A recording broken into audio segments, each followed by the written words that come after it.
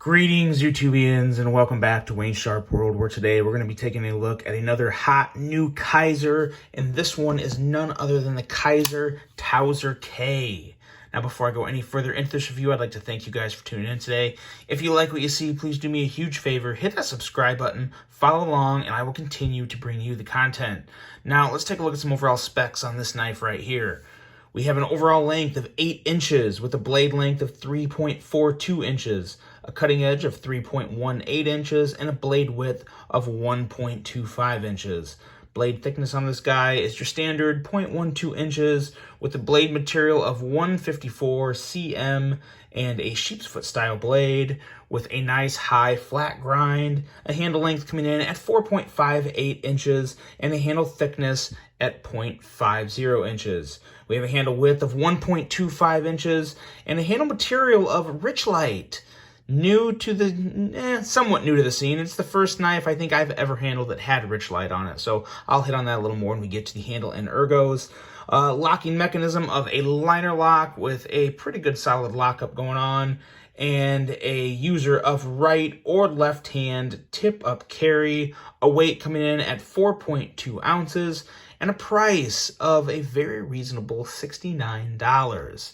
Now, let's take a look at some size comparisons here and see what we got. As you guys can see from the overall length, definitely not a small knife.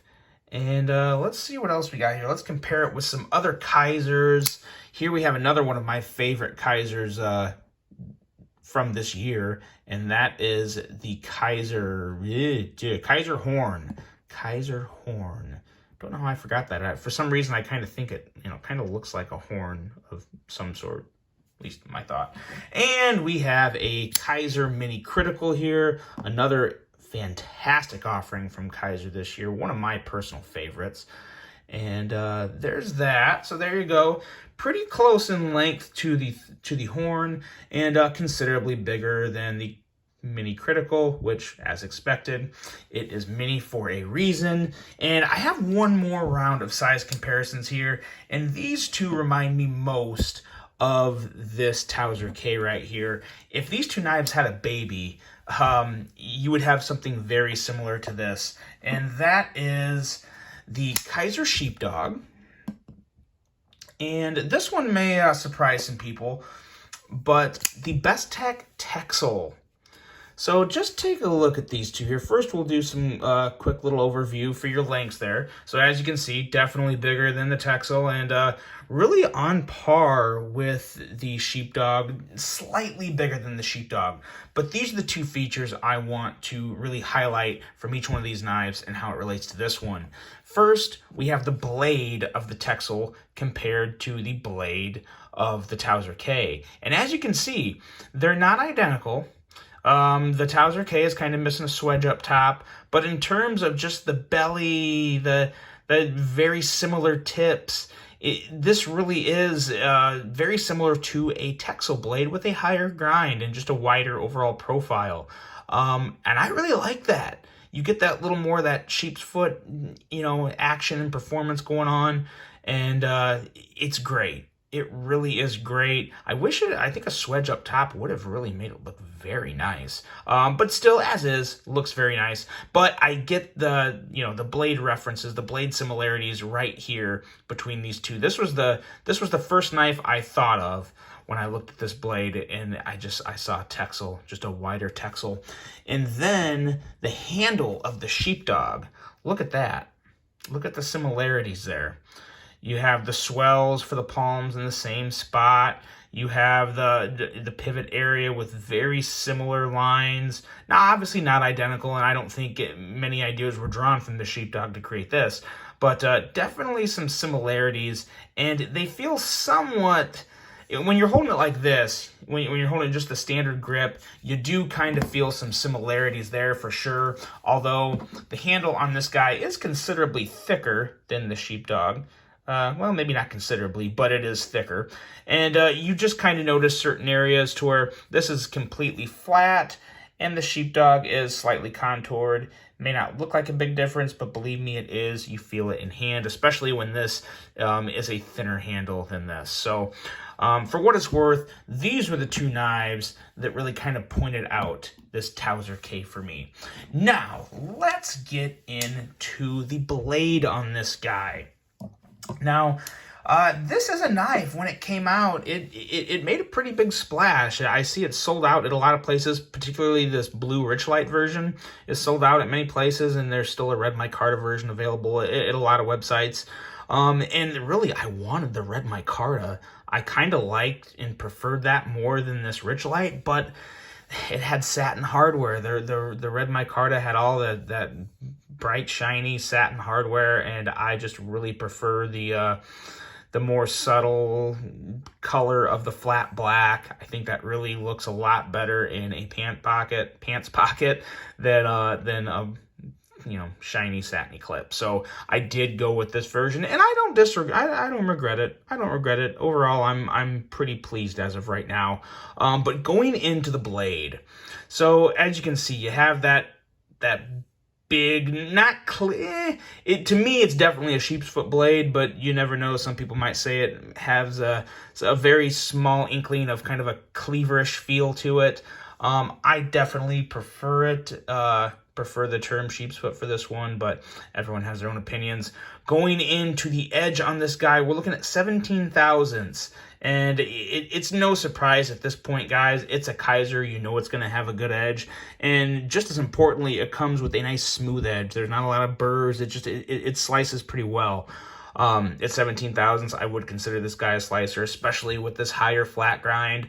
I think a full flat grind would have looked weird, so I'm happy they did kind of just bring it up and let it die down and stop up at the top. But man, a swedge may have looked pretty good up there. But regardless, it's a very, very slicey, functional blade, and it is complemented with very nice jimping on the spine, as well as this area down here, which I guess maybe you call it a little forward choil.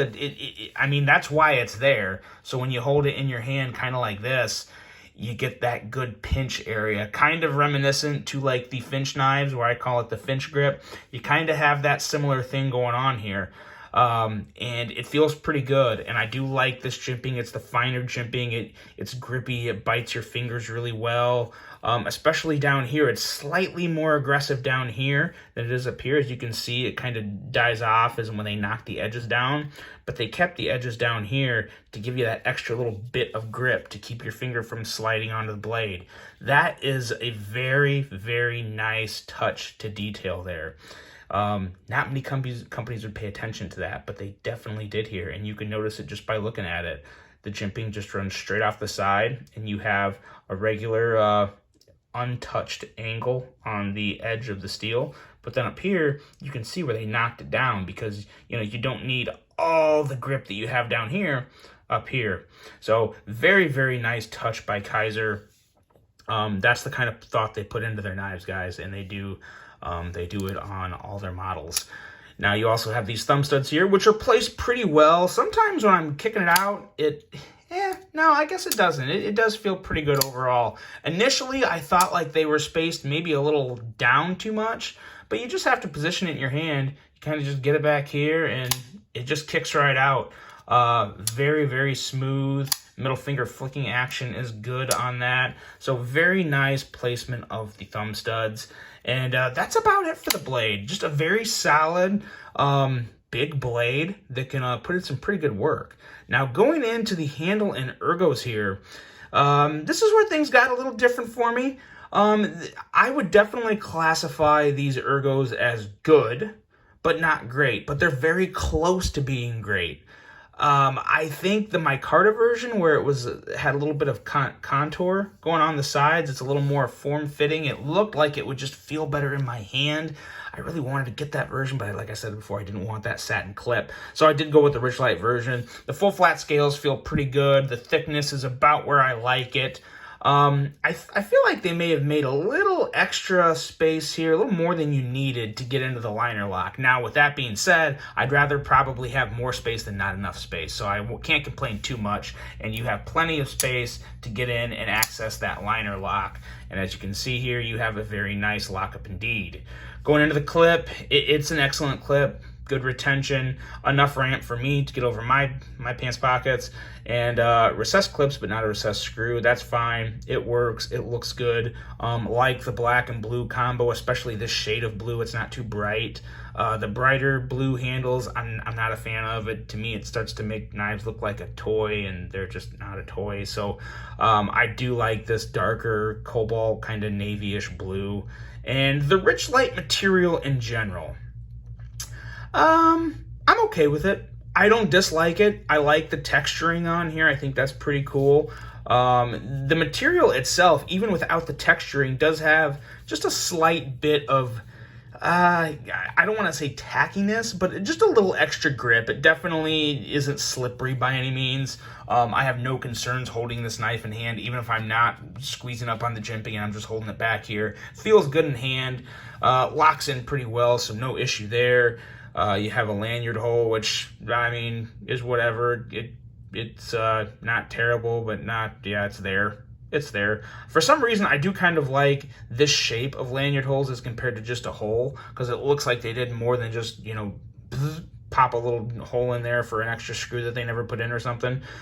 So it looks a little better for me, and I guess it kind of looks a little more like it should be there as opposed to just a circle. Kind of getting nitpicky, but it's just a thought I've always kind of had. I don't think I've ever said that on a review, so thought that was worth putting in there.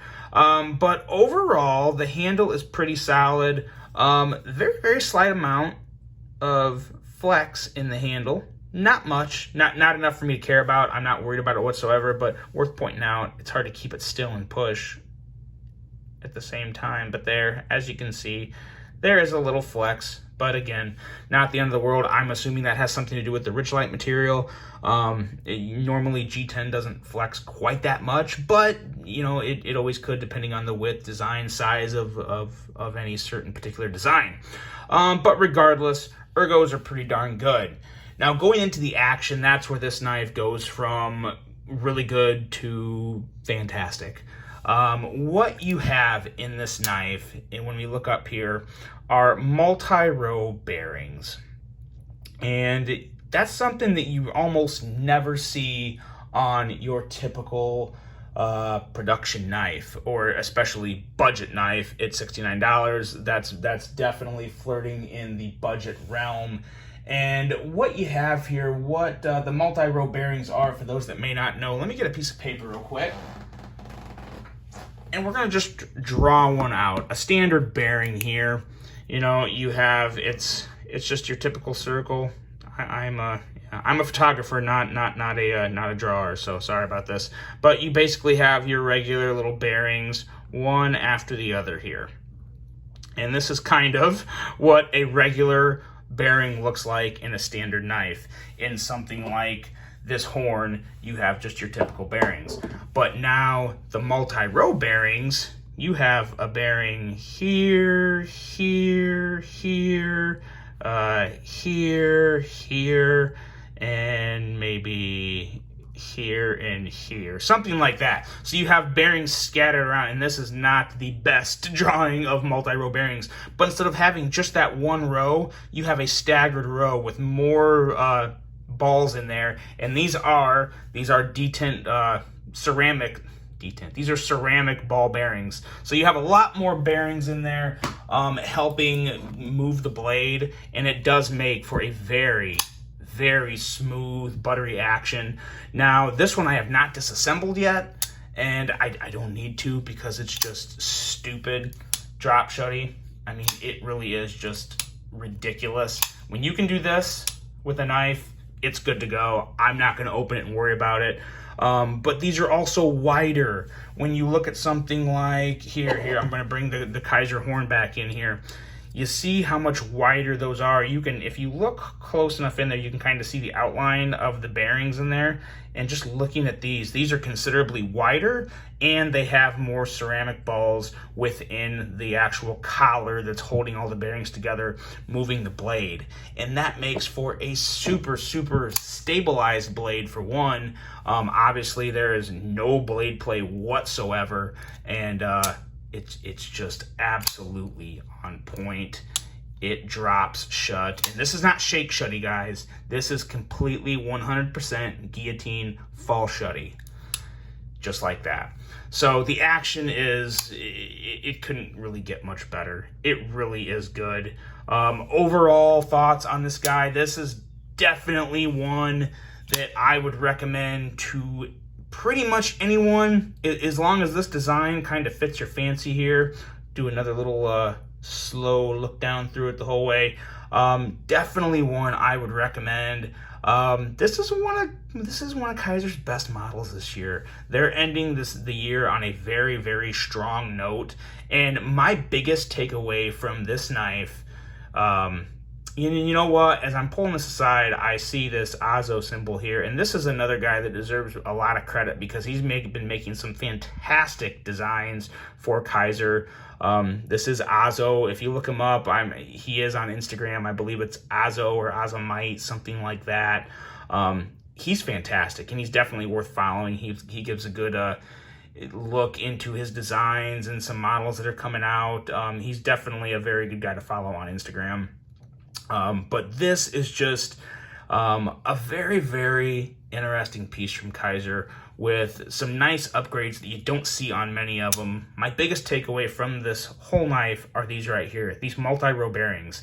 This is where Kizer separates themselves from Civivi, from QSP, from CJRB, from Real Steel, from a lot of companies. When you start using bearings like this, I hope this becomes a regular thing for Kizer.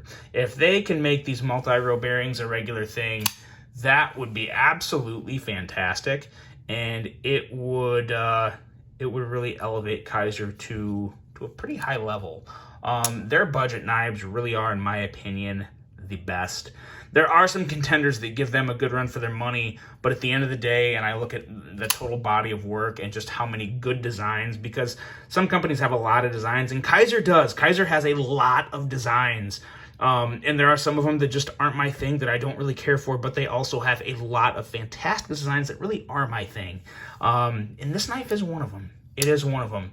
It's got a fantastic slicey blade with that nice high grind. Really good ergos, bordering great. I wish these were contoured. I'd probably consider them great. But overall, solid design with some of the best action on a budget knife, especially with just thumb studs, that I've ever experienced in all my years of folding knives. Just a fantastic, fantastic offering. This is the Kizer Towser K. Let me know what you guys think. Let me know if you've picked one up. If you like thumb studs and you like sweet drop shuddy buttery action, this is one you got to take a look at. The Kizer Towser K. Guys, I hope you enjoyed this one. Hope you have a great rest of your day. And until the next one, I'm out.